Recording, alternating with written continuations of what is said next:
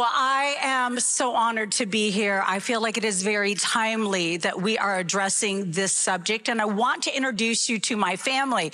I am the mother of 4 men and grandmother, soon to be to 9. There is my husband, John Bevere, married for 42 years. My second son, Austin, Jessica, their beautiful daughter, Scarlett. She's expecting a little boy any moment. Then we have Madeline and Alec, who is here, Addison and Juliana, who is going to be doing the sourdough demonstration. Their 4 children, my youngest son, Arden, his beautiful wife, Christian. She's holding something there that I believe we have a picture of Azariah.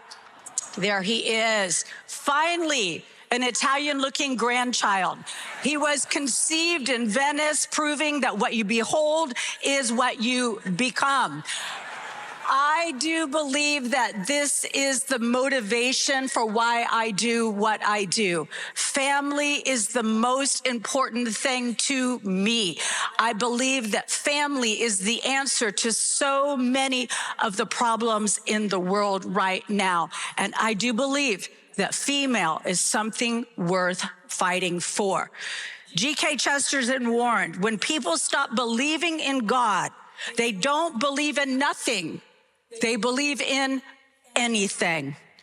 In recent years, the concept of male and female has been under assault. There's been confusion around it. And I love that God is actually really clear that he created male and female to carry his image. I wore a t-shirt not long ago. I think they're going to put up a picture of it. That is, the future is male and female. And I was out in a coffee shop and I had men make eye contact with me like, thank you. Thank you for including us in the future. I had some women coming up to me and they're like, where do I get the t-shirt? So I decided to do a little selfie in my car with sunglasses because I do believe that makeup is optional sometime. And I posted it and I just said, the future is male and female because without male and female, there is no future. 922 comments later. People were actually so upset by this post. I heard things like, you are co-signing with patriarchy. This sounds like all lives matter, which they do. And also they said, this sounds like you're transphobe, LGBTQ anti, you're a bigot, you're a demon of hate. I couldn't believe how much contention was coming around this simple phrase that 5 years ago, nobody would have a problem with me saying the future is male and female. And I have learned that anytime there is this much pushback on something, there is something more in the works. So I went home and I just typed into Google, what is the origin of the quote, the future is female? And I got the answer. It was from a 1975 lesbian separatist group that believed that lesbians should live completely separate from heterosexuals and from males.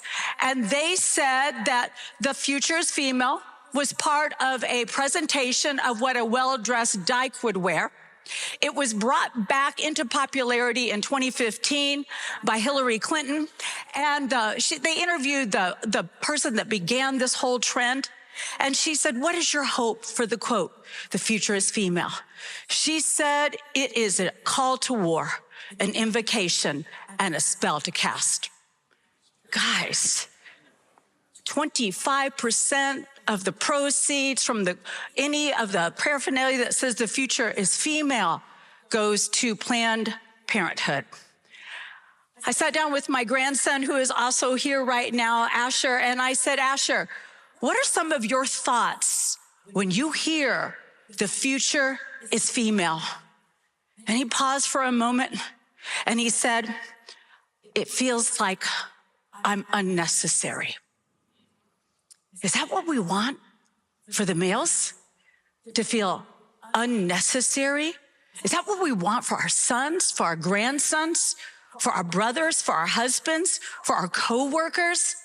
See, I believe that both male and female are necessary. And I believe from the very beginning of time that women were actually something that added everything that was on the man. God said it's not good for man to be alone. And so he created woman from the side of the man. And female is our designation. Male and female, we are a power union, not a power struggle. But what's going on right now in our culture is a full-scale onslaught against those created in the image of God. And I'm just going to be honest with you, everybody is created in the image of God, but not everybody is a child of God. Revelations 12:17 says, then the dragon became furious with the woman and went off to make war with the rest of her offspring on those who keep the commandments of God and hold to the testimony of Jesus. See, I believe that right now, whether we realize it or not, we are wrestling with a dragon. What began with a serpent and a woman in the garden that said you can be your own masters, be your own God, is now a dragon and everyone who declares that God is their king and Jesus is their Lord. And we have this spiritual warfare going on. And so we can't just navigate it in the natural. Yelling and arguing with people on social media is not going to move this forward. But we do need to all begin to say the same thing. I had a conversation with a beautiful woman, a woman that's a rather newer Christian, and we were sitting, it was actually 6:30 in the morning, and I'm not a morning person. We were sitting consuming caffeine, and she looks at me, and she said, what would Jesus say to my friend if she was sitting right here who believes that she was born in the wrong body? I was like, this is not a 6:30 a.m. conversation. I inhaled the coffee and I looked at her. I said, well, first he would say to your friend, I love you. Next, he would say, you're not a mistake. And third, he would say, I understand. If there was anybody that's ever been uncomfortable in his body, it would be Jesus. Philippians 2:5-7 says, have this mind among yourselves, which is yours in Christ Jesus, who, though he was in the form of God, did not count equality with God as a thing to be grasped, but emptied himself by taking the form of a servant, being born in the likeness of men. Jesus put aside his divine identity and took on our identity. He gets us because he became us, and he became us so that we could become like him. And we need to have conversations that will actually bring people to the realization that Jesus understands the struggle of our humanity, the disconnection of when we look at what is being sexualized in the culture. Listen, right now, women are being sexualized and silenced. Sexualized in presentation and silenced in the church. And silenced and sexualized is not a lot of ground to walk on. We have to do this better. We need to train our daughters. We need to have the voice of mothers and fathers in the house of God. We need to actually understand that both male and female have things to speak to.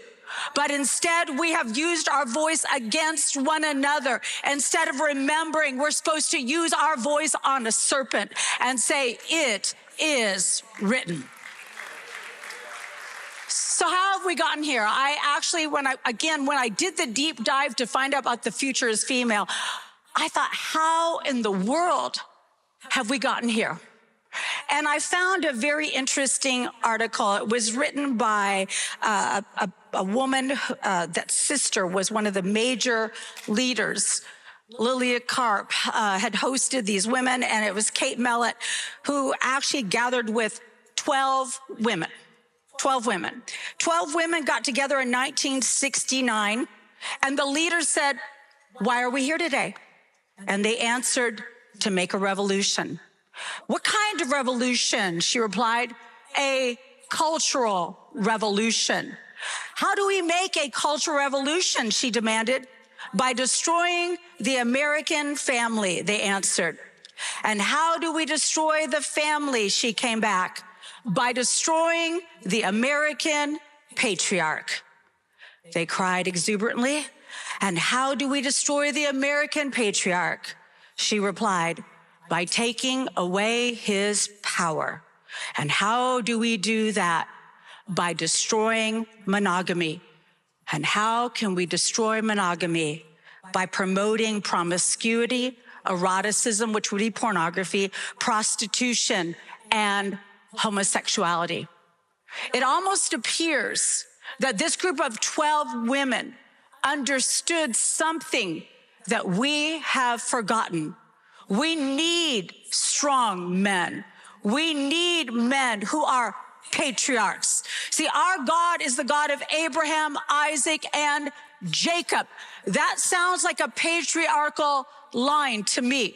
And masculinity in and of itself is not toxic. But what we have done is we have shamed the men with toxic labels. We have shut down their gifts of leadership.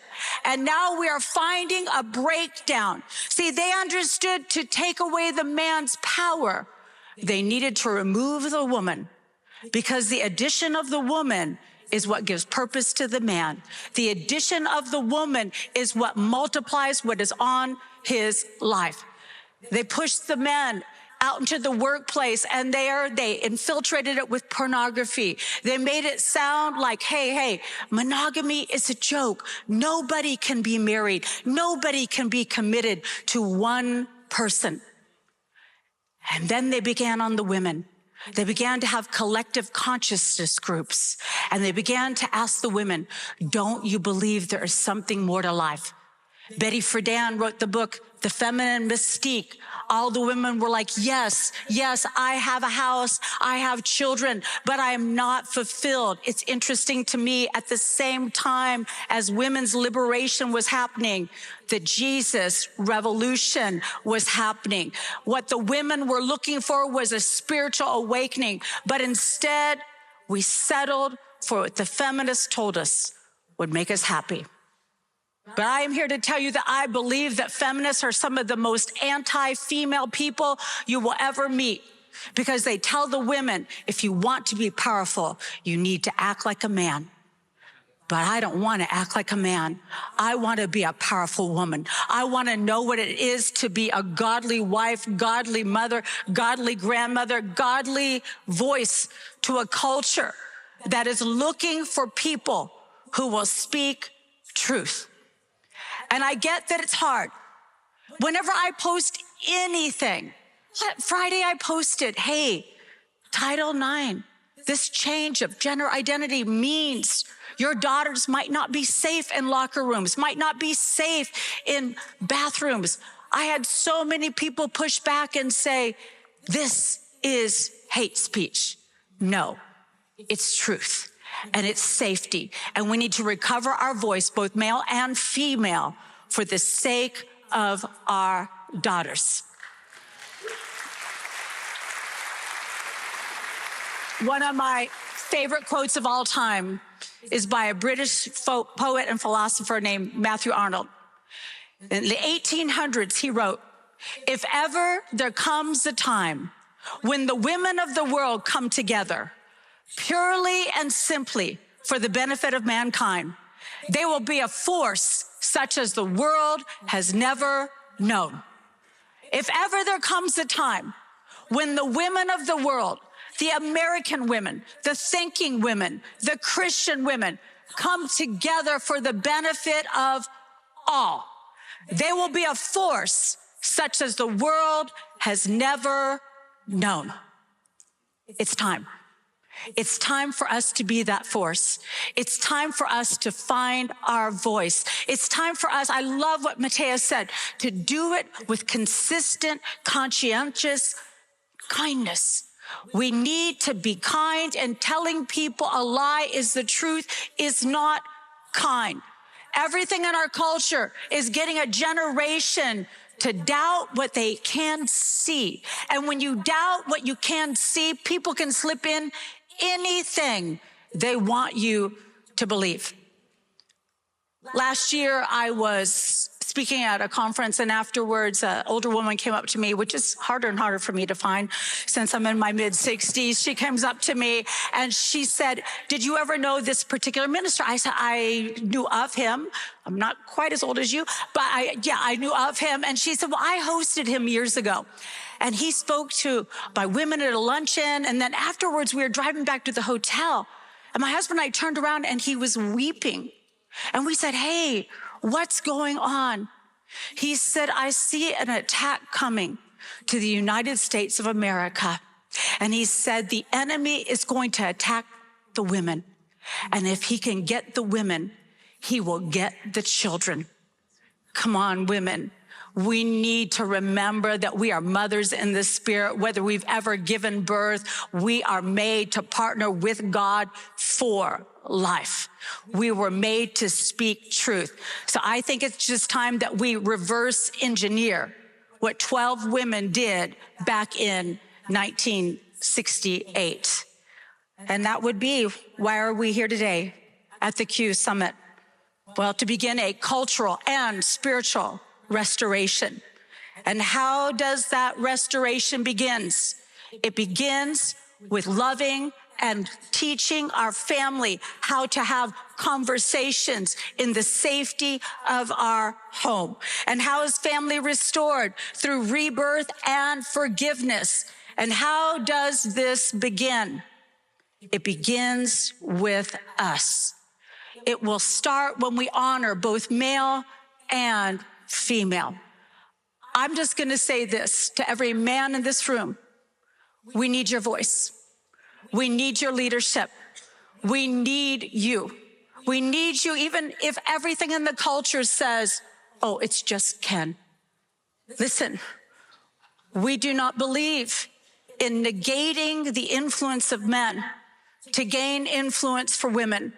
We need male and female to begin to unite their voice with common sense, courtesy, consistency, and wisdom. And we need to speak truth in the face of lies. And that is why I'm so honored to speak to you today about the fight for female, because I do believe that women are answers in a culture that is broken.